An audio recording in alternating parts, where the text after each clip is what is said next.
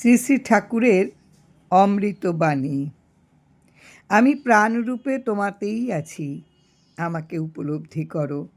নিয়মের দ্বারা বন্দী না হয়ে শুধু নামে বন্দী হয়ে থাকুন, অকর্তা হয়ে থাকুন। অসহায় না হলে সহায় হই না। কেবল নাম নিয়া পড়িয়া থাকেন, নামই সব করিয়া নেবেন। আপনি যে কর্তা নন, ইহাই কেবল আপনার জানিবার বিষয়। ঈশ্বর দাস হইয়া থাকিলে সাধন ভজনের আর প্রয়োজন হয় না। নামের আশ্রয়ে থাকিলে অপ্রাপ্ত বা প্রার্থনা কিছুই থাকে না। ভগবান সংসার চালাইবার কর্তা, কিছুই করার ক্ষমতা আপনার নেই। ভাগ্যরূপী জনার্দন যখন যেমন রাখেন তাতেই সন্তুষ্ট থাকিতে হয়। নামে থাকুন। ভগবৎ সমীপে প্রারব্ধের দণ্ড উপস্থিত হয় না।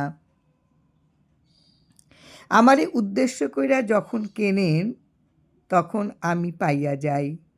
এই দেহ থেকে কোটি কোটি অনুরূপ দেহের সৃষ্টি সম্ভব। একই সঙ্গে বহু বহু স্থানে প্রকট হওয়া সম্ভব। এই চরণে সব দেবদেবীর পূজাই হইতে পারে। সকলেই আমাতে আছে, আমি সকলের মধ্যে আছি। আপনারা কন মইরা গেছে, কিন্তু আমি তো কাউরে যাইতে দেখি না, সবেই ঘুইরা ফিরা আসে।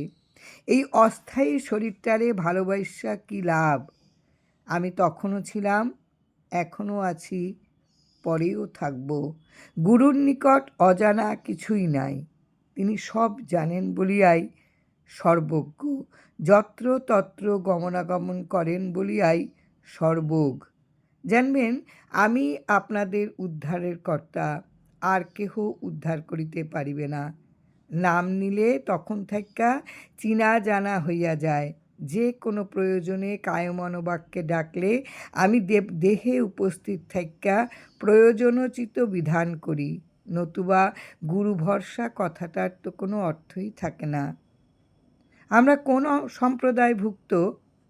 আমরা মানব সম্প্রদায়ভুক্ত। ভগবানের কাছে সাম্প্রদায়িকতা, ভেদাভেদ নেই, সবই সমান।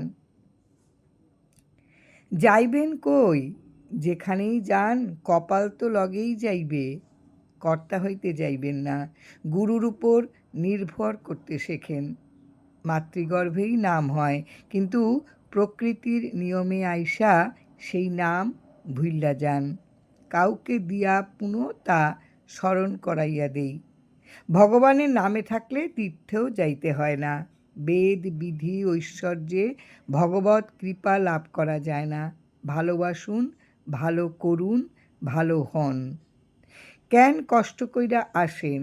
আমি তো আপনাদের ঘরেই আছি।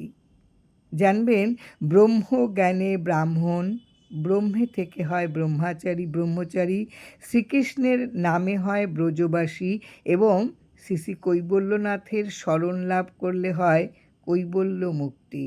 ধ্রুব সত্য এই যে জীবনের সূচনা গত জীবনে হয়েছে, যে জীবনের সূচনা গত জীবনে হয়েছে এবং আসছে জীবনের ভিত্তিটাও এই জীবন থেকেই হবে। যেমনটি রেখে যায় তেমনটি পায়। গুরু কৃপাহি কেবলম। শ্রী শ্রী ঠাকুরের অমৃত কথা।